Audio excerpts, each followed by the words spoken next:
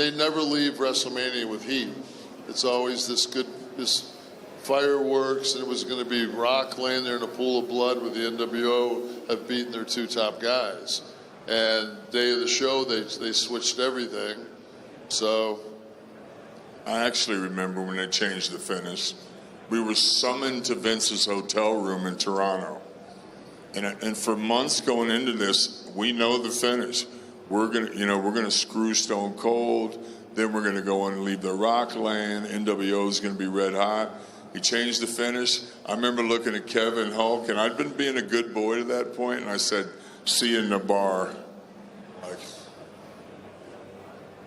Because obviously leading up to WrestleMania, you guys did the angle where Rock and Hogan had the face-off, and then he got ran over with the ambulance or whatever it was with the truck. But it just felt like people wanted to cheer you guys. That was what it was. Do you think that... And it was not what they wanted. It wasn't what the office wanted. They actually thought when we were in Chicago and Hogan and Rock went toe-to-toe, that it would be maybe 80-20 for The Rock. It was about 95-5 for Hogan. And they knew right then, it was like, okay, so now we're supposed to get heat and run The Rock over in this ambulance with the semi, and the crowd cheers when we run The Rock over. I've always felt that, like, it doesn't matter really if you boo or you cheer. As long as you buy a ticket, you can cheer and boo for whoever you want. Buy whoever merch you want. As long as you put your butt in the seats, that's all I've ever really cared about. I'd rather wrestle in front of a full arena that's halfway split between cheering one guy or the other guy than a half-empty arena all cheering for the program good guy. But that's not the way they think. Don't you get smart with me. I'm just telling you. When you guys went back to WWF, like when you're backstage, what was the reaction like from the other wrestlers to you guys? Was it straight up they didn't trust you? Was there like a fake niceness? Like, what was the atmosphere? No, they didn't want us there. No, it was. We came this close to putting them out of business. So we weren't popular.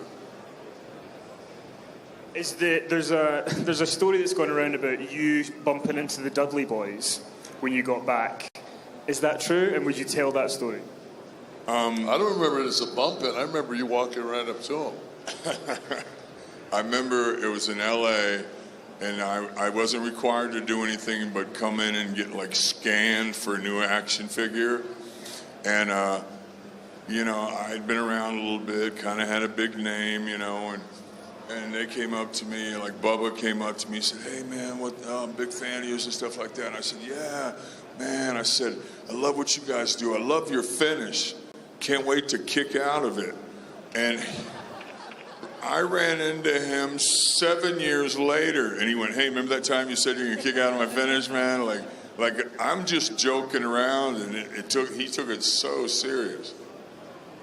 Do you think overall, whether it's WCW or WWF, do you get too much of a bad rep about stuff like that, or is it just more that you guys are having fun and people need to lighten up a bit? I've always said, I got 5-6 good friends in wrestling. The rest of them, if they don't like me, I really don't care.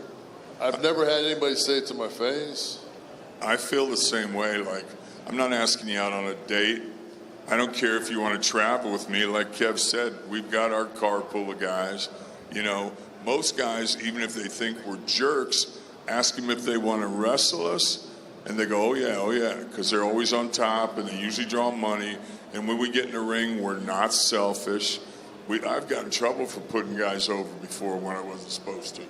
So, it's not a popularity contest. It ain't show friends, it's show business.